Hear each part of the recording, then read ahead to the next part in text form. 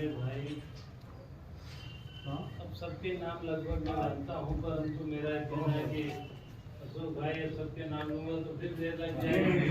तो आपने सूची को भी छोड़ दिया है बीच में। सभी मेरे पिता तुल्य बुजुर्गन, मित्रों और साथियों, मैं उस दिन आया था, मैंने यही आपसे अनुरोध किया था कि कुछ ना कुछ अच्छा करना चाहिए जिसकी वजह से अपन थोड़ा सफलता प्राप्त कर सकें। एक बात जैन साहब ने बहुत बढ़िया कही कि भले हम कम रह गए, पर जो कांग्रेस में आस्था नहीं रखते थे वो कांग्रेस से बाहर चले गए पूरे मध्य प्रदेश में। अब उनकी कितनी दुर्दशा हो रही है पूरे मध्य प्रदेश में, आपने देखा होगा। अभी बीच में लोकसभा चल रही थी तो सिंधिया जी चल के सोनिया गांधी जी के पास आके बैठे।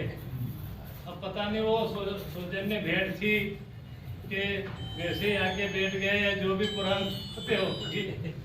तो मेरा ये कहना है कि वहाँ बहुत दुर्दशा हो रही है। आज जो सूची आई आपने देखी, कितने नाम कट हुए हैं, कितने लोग दुखी हैं, कितने लोगों को उनका काम एक ही है बीजेपी का कि लाओ और भंगी बना और छोड़ दो, लाओ और गंदा कर दो और छोड़ दो, फिर उसकी कोई पूछ परख नहीं है। तो मेरी आपसे यही कहना है मित्रों कि आप लोग व्यवस्थित रूप से काम करें और ये घर का कॉन्सेप्ट हम लोग कई वर्षों से करते आ रहे हैं। मस्सी में शायद नया है कि पहले किया है, मैं नहीं जानता। नहीं, यहाँ पहली बार हो रहा है। तो अगर पहली बार भी हो रहा है तो आप जी जान से जुट के करें, आपको भी ज़्यादा टाइम नहीं लगेगा, ज़्यादा भार नहीं रहेगा और फालतू की कानाफूसी बंद करें। अगर किसी को कांग्रेस अच्छी नहीं लगती हो तो साफ सुथरी बात कह देता हूँ, जिसको कांग्रेस अच्छी नहीं लगती हो उस दिन महाकाल के दर्शन करने चले जाना 17 तारीख को। उनकी ना बचाने की जरूरत नहीं है, नहीं तो फिर हम भी उसका जवाब माकूल रूप से देंगे, इसमें कहीं कोई गुंजाइश नहीं है। तो इसलिए इस बात का ख्याल रखें आप लोग कि जो वास्तविक लोग हैं, जो काम करने वाले लोग हैं, हुकुम सिंह कराड़ा के विरोधी हो सकते हैं, पर अगर कांग्रेस का हितैषी है तो हुकुम सिंह कराड़ा को भी झकमरा के उससे काम कराना पड़ेगा और चोरी करना पड़ेगी उसके लिए। तो कांग्रेस का जो काम करेगा वो कांग्रेस के लिए प्यारा है। कोई कह दे कि मैं ये कर लूंगा, कोई कह दे कि ये कर लूंगा, कोई आके समझा जाएगा कि हम तुम्हारे लिए ये रसगुल्ले छोड़ देंगे, हम तुम्हें वहां बिठा देंगे, तो किसी की कोई औकात नहीं है। अब जब तक हम नहीं बोलते थे हमने मुंह बंद रखा था, जब तक बहुत कुछ अच्छा था। अब हमने मुंह खोल दिया है, अब हम देखेंगे कि कौन कौन किस किस को कितना प्रोत्साहन देता है। वो भी कोई दिक्कत नहीं है, काम करें आप लोग। और मोटा काम ये है कि गरीब लोगों की बस्तियों में जा जाकर, मध्यम लोगों की बस्तियों में जा जाकर आपको एक एक व्यक्ति से मिलना है। घर में गए, दरवाजे में से बोल दिए, बात कर ली या नहीं बात करी या पर्चा पटक के चले गए, ऐसे नहीं करें। उनसे बैठे 5 मिनट बात करें और उनको समझाएं, क्योंकि आज की तारीख में 2 चीज बहुत खतरनाक हो रही।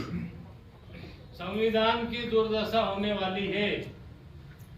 अगर यही सरकार अगर 23 में बन गई तो ये 28 में भी, ये 24 में भी आप लोग इसको नहीं रोक पाओगे।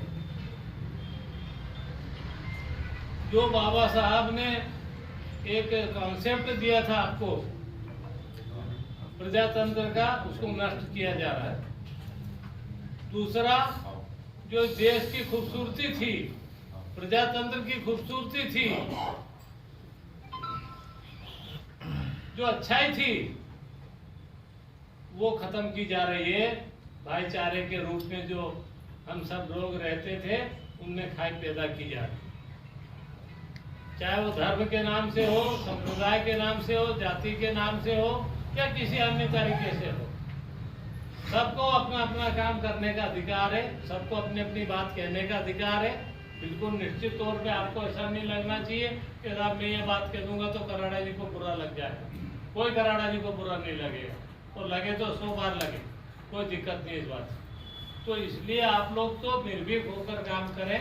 हमारी भी कोई गलती आपको दिखे तो आप जरूर हमसे कहें कि साहब इसमें आपको सुधार करना चाहिए। हम निश्चित अगर गलत बात होगी तो उसमें सुधार करेंगे। तो इसी तरह आपको काम करना है। तो जो सीनियर लोग दिख रहे हैं मेरे को, अब दादा हैं, इनको घर घर महिलाओं में तो नहीं भेज सकते, जाएंगे तो बच्चे ही है, ये जाएंगे। इनको सबको समझाना पड़ेगा, इनका वृद्धावस्था हाथ बना रहे, और नई पीढ़ी को ये काम संभालना है, नई पीढ़ी को ये काम करना है। पुराने लोग कब तक काम करेंगे? हम लोग 6 चुनाव हो गए हम लोगों को, और कितने चुनाव लड़ेंगे? क्या तुम लोग वोट देते देते सफेद हो गए दाढ़ी, कब तक काम करोगे? हमने तो आपको 6 बार आपके ही हो गए, उसके बाद मेरे को 20 साल वो चाची जी